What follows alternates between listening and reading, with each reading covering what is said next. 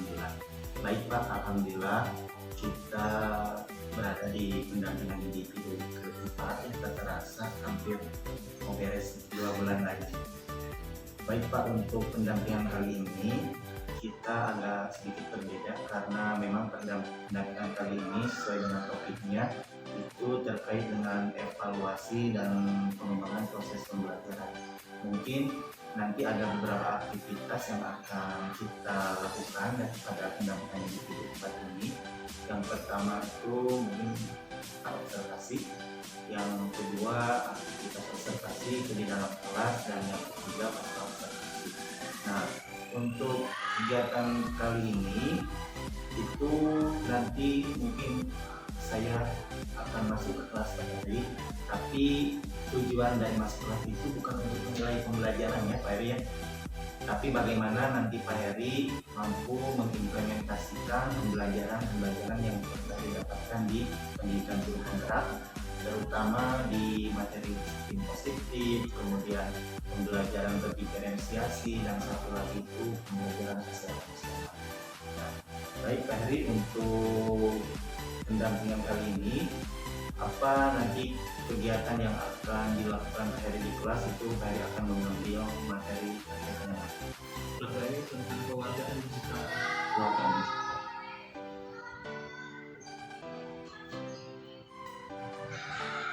Nah, kalau boleh tahu Pak Heri, kenapa Pak Heri mengambil materi terkait dengan kewargaan digital? Ini memang sangat kalau bagi saya ini sangat awam sekali.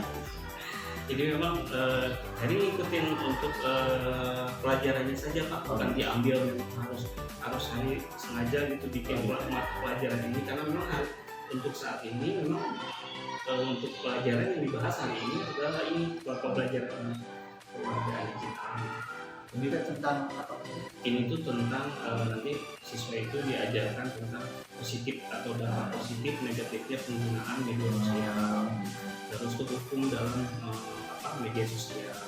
Terus kita pengguna sebagai media sosial itu atau sebagai pengguna internet atau sebagai pengguna teknologi di dalam keseluruhan itu sebagai pelajar seperti apa, di lingkungan di luar pembelajaran seperti apa itu siswa itu. Jadi ada 9 peran utama dalam kewargaan digital sesuai itu. Ini sangat menarik sekali. Kenapa Pak Heri sangat tertarik mengambil materi ini? Adakah tujuan-tujuan yang ingin dicapai terutama bagi studi? Kebetulan tujuannya dari CPD sendiri gitu ya, tujuan pembelajaran itu yang pertama mengenali bahwa anak tahu dampak positif dan negatifnya penggunaan media sosial. Contohnya dalam segi bullying di media sosial itu sudah akan terdampak yang namanya hukum gitu ya, hukum yang berlaku undang-undang ITE. Selanjutnya bahwa menyadarkan anak bahwa bermedia sosial itu tidak selalu negatif, itu ada nilai positifnya dan itu bisa digunakan di dalam pembelajaran. Contohnya kan kalau misalnya kita di media sosial itu bukan hanya mencari gosip gitu Pak, maaf gitu, tapi ada pembelajaran gitu kan di dalam media sosial itu juga termasuk. Selanjutnya mungkin literasi. Nah, literasi dan anak-anak menyadari bahwa saya juga udah menjadi warga digital ternyata gitu. Jadi saya juga sebagai pengguna warga digital ternyata. Nah, terkait dengan tujuan yang dibicarakan oleh Pak Heri, adakah Pak misalkan area pengembangan khusus bagi siswa, baik dari segi keterampilannya, baik dari segi pengetahuannya, ataupun dari segi sikap setelah nanti pembelajaran ini dilakukan? Mungkin nanti siswa akan tahu bisa membedakan antara penggunaan yang sesuai dengan umur, penggunaan media sosial sesuai dengan apa yang seharusnya mereka sebagai pelajar gitu. Yang terpenting mungkin penggunaan media sosial ini dimanfaatkan untuk mereka menambah ilmu pembelajaran selain sekolah. Kalau dari segi keterampilannya, mungkin kalau dari keterampilannya anak-anak bisa mengambil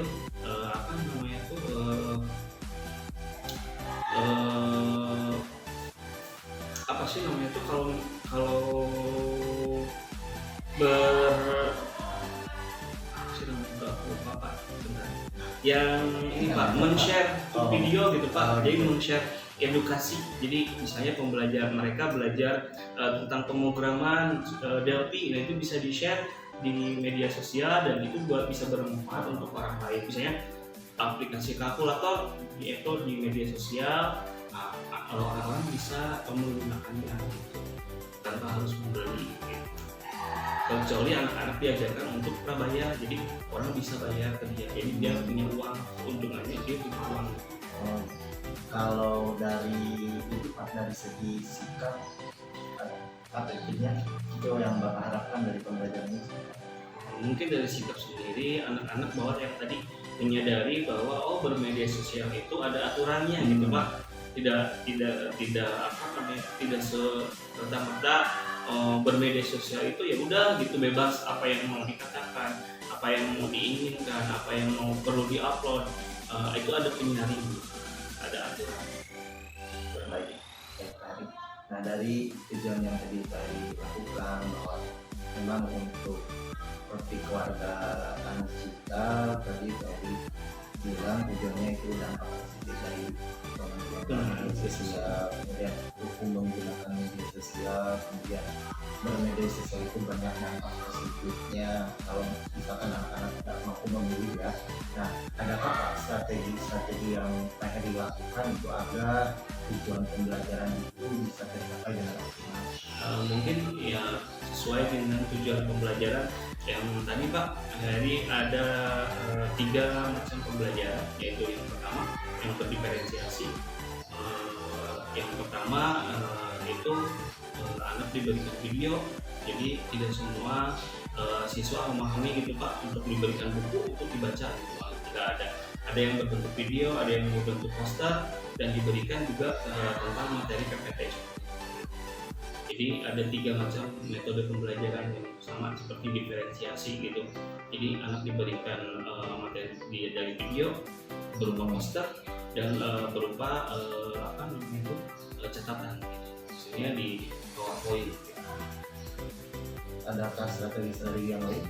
Mungkin strategi lain yang nanti akan dicapai itu adalah kita akan berkomunikasi di media sosial, dan diharapkan para siswa itu dari semester pertama atau semester ganjil kemarin anak-anak sudah mempunyai apa namanya itu aplikasi itu bisa dimanfaatkan di media sosial, dan mereka bisa berupa apa namanya misalnya algoritma, dan kemarin juga bikin program kalkulator itu bisa di-share di media sosial dan bisa digunakan untuk orang lain bermanfaat.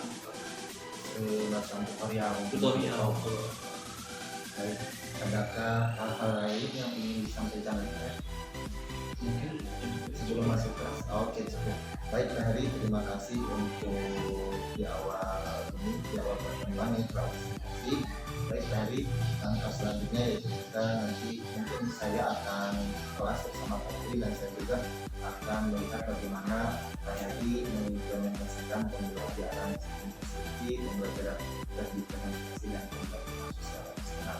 Tapi ingat Pak Heri ya, tujuannya itu bukan untuk menilai baik buruknya, tapi bagaimana mengimplementasikan ketiga aspek. Mantap Pak Heri. Waalaikumsalam. Gimana kabarnya hari ini? Alhamdulillah. Setelah banyak liburan kemarin, kemana saja liburannya? Di rumah. Ada yang ikut pemilu kemarin? Belum ya, masih di bawah umur ya. Masih di bawah. Ada yang masih 15 tahun? Pas 10 masih banyak di bawah umur 17 tahun ya.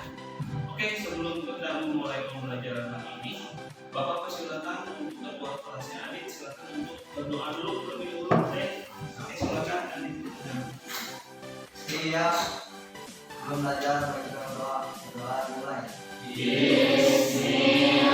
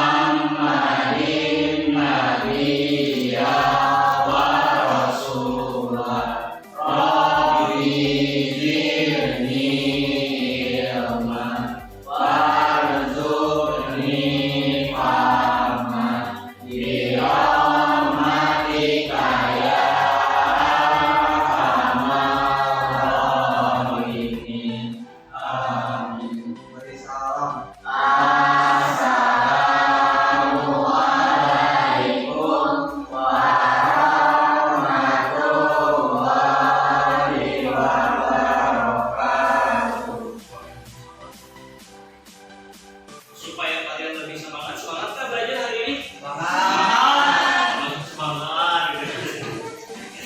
Semangat nggak pembelajaran hari ini? Semangat. Masih tahu yang Bapak pernah ajarkan, biasa pembelajaran kita diikuti dengan explaining terlebih dahulu ya. Dan profil pelajar Pancasila masih ingat tentunya. Silakan berdiri. Silakan berdiri.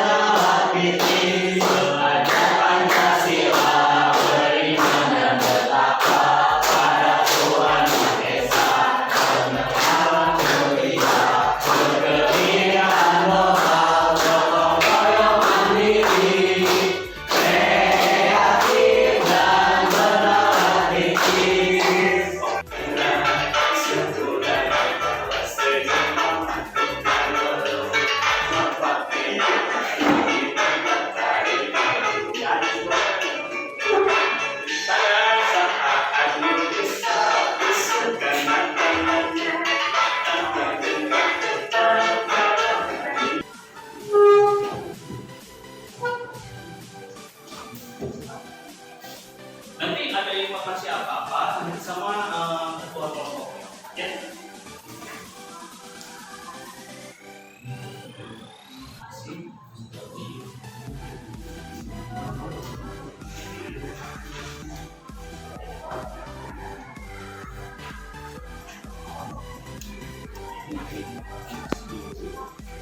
Pelajaran ya. Jadi yang pertama ya tadi Bapak akan dikasih laptop ya, Adit. Dan tadi ketua kelompoknya yang di sini sudah dikasih binan PowerPoint PP-nya ya, kita materi hari ini. Dan selanjutnya Bapak kasih poster untuk di kelompoknya Putri ya. Jadi ada 3 metode belajar. Ini Bapak harapkan semuanya yang tidak paham atau misalnya yang belum mengetahui seperti apa metodenya, nanti Bapak boleh sama Bapak ya. Kalau ada kesulitan boleh ditanya ke Bapak atau langsung ke Bapak boleh ya.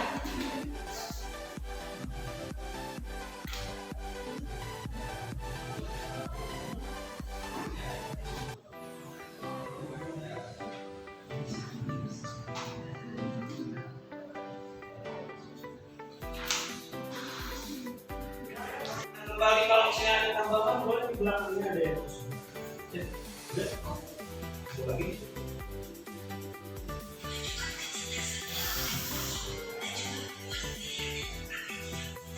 Isi sesuai dengan apa yang kalian ini ya, yang kalian tahu. Isi dengan apa yang kalian tahu saja. Kalau yang sekiranya Pak, kalau saya mau tahunya sampai sini ya Pak.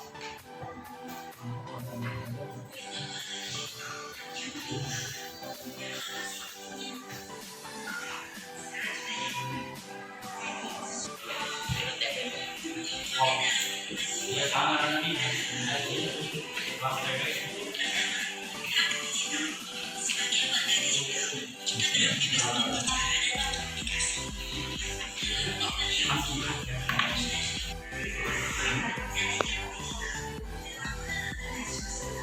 oh ini musuh sih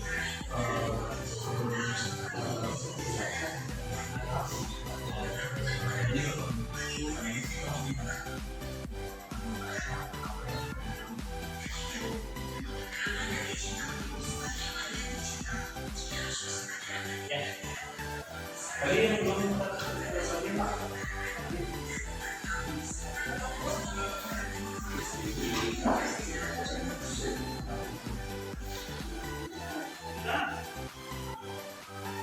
Tiara, Tias, ada kesulitan?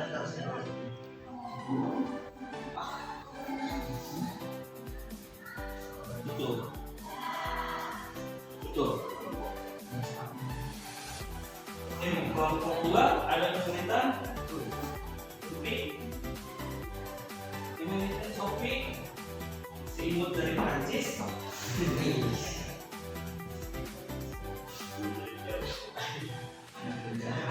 Yang sudah Bapak berikan, poster yang sudah Bapak berikan, apa yang kalian ketahui tentang yang sudah kalian baca di dalam poster tersebut? Boleh satu orang atau Bapak tunjuk atau kalian boleh sendiri? Boleh, atau kelompoknya yang sudah kalian baca? Ya, silakan.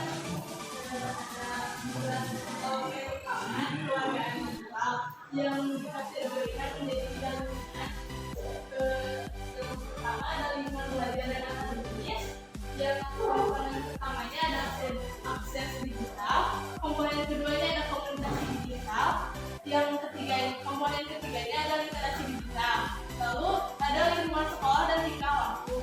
Komponen yang di lingkungan sekolah dan tingkah laku ada komponen 4 digital, komponen 5 etika digital, komponen 6 keamanan digital, lalu ada kehidupan Anda di luar lingkungan sekolah, komponen ke-7. Oke, dari kelompok 1 terima kasih untuk dia dan teman-temannya. Di kelompok kedua silakan ada yang mau diungkapkan setelah tadi diungkapkan ada 9 macam kategori keluarga digital, serta dia juga menyebutkan 3 macam di lingkungan perbedaan 3 hal penting dalam berhubungan dengan keluarga. Selanjutnya mungkin kalau di kelompok 2, Pak, kalau saya contohnya apa aja boleh? Ya, di kelompok 2 Pak mau memberikan inputnya adalah contoh Pak, kalau di lingkungan belajar itu apa? Di lingkungan mempelajari dari keadaan negara digital. Kita ada pengertiannya. Warga digital adalah orang yang sadar mana yang baik dan mana yang salah, menunjukkan kecerdasan dalam perilaku teknologi dan membuat pilihan yang tepat ketika menggunakan teknologi. Setelah itu ada beberapa komponen dari program tersebut. Ada 3, 1 lingkungan belajar dan akademis, 2 lingkungan sekolah dan tingkah laku, 3 kehidupan siswa di luar sekolah. Yang 1 komponen yang 1 akses digital, komunikasi digital, literasi digital. 2 lingkungan sekolah dan tingkah laku. 1 digital, hak digital. Jadi kita membahas tentang dari tadi dari buku, apalagi literasi, sejarah, selanjutnya transaksi digital, kesehatan digital, selanjutnya apalagi hak dan kewajiban, ya, etika dalam berkomunikasi gitu. Oh ternyata keluarga digital itu sama halnya seperti dunia nyata. Ya, seperti halnya dunia nyata, ada hukumnya, ya, ada hukumnya, ada yang mempunyai dampak positif, ada dampak negatifnya. Nah, Bapak sekarang mau menanyakan, boleh dari kelompok manapun,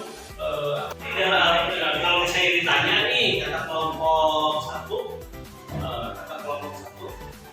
pendidikan itu di dalam keluarga apa sih pentingnya? Nah, kalau sebagai Bapak kerja di dunia pendidikan itu sama.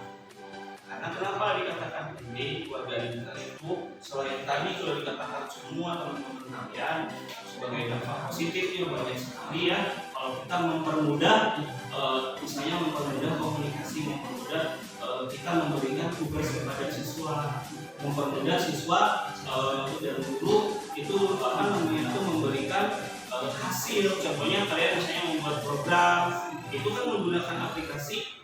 Nah, Watertoa dan Dijeka itu adalah mengembangkan akses digital tadi, mengembangkan akses teknologi informasi gitu. Terus banyak hal yang berpendidikan di dalam lingkungan sekolah itu ya. Kalau yang pemerintah nanti kalau sudah selesai referensinya dikumpulkan pembelajarannya, kita sambung minggu depan. Mudah-mudahan kalian selalu sehat di lindungan Allah Subhanahu wa Ta'ala. Tetap semangat pembelajarannya. Terima kasih untuk waktunya hari ini. Tetap semangat ya. Luar biasa sekali, tepuk tangannya buat kita semua. Oke, yang terakhir Bapak minta perasaan dari kalian. Kalau misalnya senang gini, ya sedih gini ya, gini aja gini ya. Kalau happy gini. Oke, mulai dari Rupi. Oke, senang. Siapa? Sofi? Oke. Linda? Oke. Oke. Putri? Oke. Oke. Oke. Oke. Oke. Oke. Oke. Oke. Luar biasa. Oke. Sekali lagi terima kasih. Wassalamualaikum warahmatullahi wabarakatuh. Sampai ketemu minggu depan. Bapak kita lanjutkan kembali mungkin Pak. Setelah tadi saya melihat Bapak memberikan pembelajaran terkait dengan informatika tentang kewarganegaraan digital. Tadi secara keseluruhan pembelajaran yang dilakukan Bapak sudah mengimplementasikan baik itu dari disiplin positif, kemudian pembelajaran diferensiasi dan pembelajaran sosial emosional. Kemudian hal yang paling menarik ketika di awal pembelajaran itu sangat menggugah sekali untuk anak-anak, untuk siswa-siswa Bapak, sehingga ketika Bapak melakukan ice breaking yang menyenangkan gitu, anak-anak itu yang tadinya sangat tegang mulai tercairkan. Nah, itu juga merupakan salah satu gerakan dari ASN ya Pak. Nah, kemudian dari disiplin positif tadi saya lihat terkait dengan penerapan nilai-nilai kebaikan, nilai-nilai positif, apalagi tadi di ruangan kelas itu ada semacam tulisan keyakinan kesepakatan belajar ya Pak. Itu juga sangat membantu dalam menumbuhkan anak-anak terkait dengan keyakinan yang sudah dibuatnya. Namun tadi mungkin terkait dengan kesepakatan belajar, Bapak di awal tidak menyampaikannya, itu tidak apa-apa, mungkin Bapak lupa tadi pas di akhir pembelajaran atau di tengah-tengah baru Bapak mengingatkan. Nah, jangan bosan-bosan Pak kalau untuk mengingatkan kesepakatan belajar. Memang nggak apa-apa di akhir, tapi lebih alangkah lebih baiknya itu di awal pembelajaran supaya nanti ketika anak-anak ada yang tidak taat pada kesepakatan belajar mungkin Bapak bisa. Dan terkait dengan pembelajaran berdiferensiasi dari segi konten, tadi Bapak sudah menggunakan berbagai konten, ada yang menggunakan PPT, kemudian ada poster dan juga ada yang menggunakan workshop. Kemudian dari segi proses pembelajaran di pembelajaran berdiferensiasi itu memang mungkin disesuaikan dengan kebutuhan belajar muridnya Pak. Nah, terkait dengan itu juga dengan tadi otomatis tadi pembelajaran berdiferensiasi di akhir di produknya otomatis akan berbeda karena memang Bapak memberikan konten pembelajaran yang berbeda. Nah, dari ini Pak, penerapan seluruhnya itu sudah Bapak lakukan sudah baik sekali dalam pembelajaran, artinya Bapak mampu mengimplementasikan pengetahuan yang Bapak dapatkan di pembelajaran penggerak dan diimplementasikan di mudah-mudahan untuk kedepannya itu bisa lebih optimal.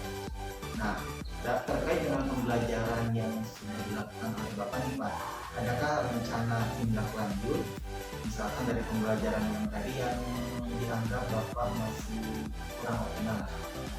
Mungkin dalam optimal, mungkin dalam pengembangan metode mungkin metodenya agar lebih menarik lagi, dan hasil produknya nanti itu tuh sudah ada sebenarnya Pak. Paling targetnya itu ada di dalam pengembangan dulu, itu pengembangan materi atau pengembangan materi yang disampaikannya itu minggu depan gitu. Untuk dalam hal uji ITE dan semacamnya itu akan dikenal dalam, dan itu akan menghasilkan produk sepertinya di depan, tidak semuanya dibahas seperti ini. Selanjutnya mungkin dalam metode pembelajaran itu harus ditingkatkan lagi.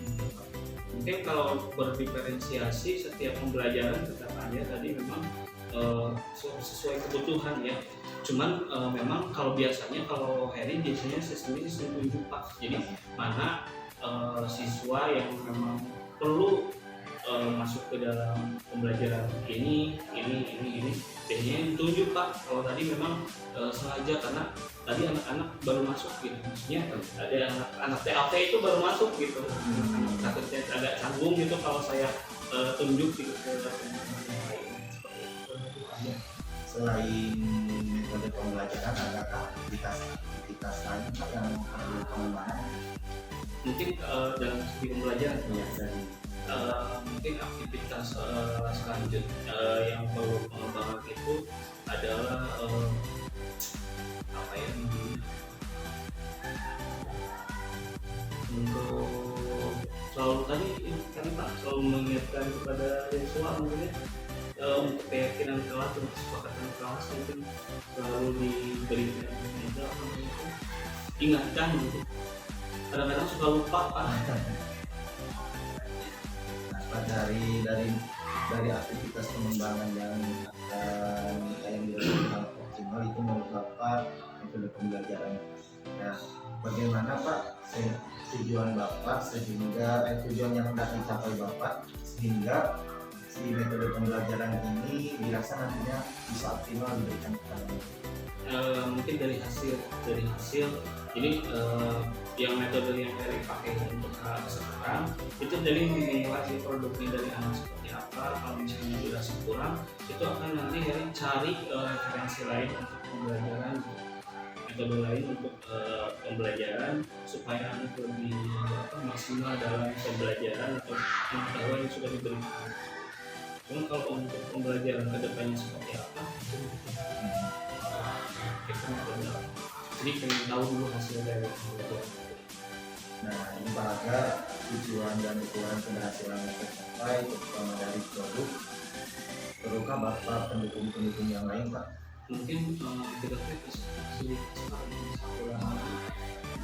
jadi kalau misalnya kita punya fasilitas kayak laptop banyak, atau misalnya fasilitas ruangan yang memadai, itu bisa dimanfaatkan lebih baik gitu dalam pembelajaran, karena memang jadi cuma hanya apa sih namanya itu memanfaatkan yang ada aja dulu sapasnya itu Pak, selalu perasaan termasuk Infocus juga cuma ada satu, tadinya udah disiapkan untuk presentasi di Infocus, ternyata hari ini karena hari ini ada RPJM yang tadi katakan ada yang lain ini udah datang Pak, jadi kemarin gitu, maksudnya kemarin disiapin dia ini dipresentasikan, padahal jauh-jauh hari udah siap itu dengan PowerPoint dan segala macam gitu, sedangkan di sini PowerPoint cuma hanya Infocus cuma ada satu.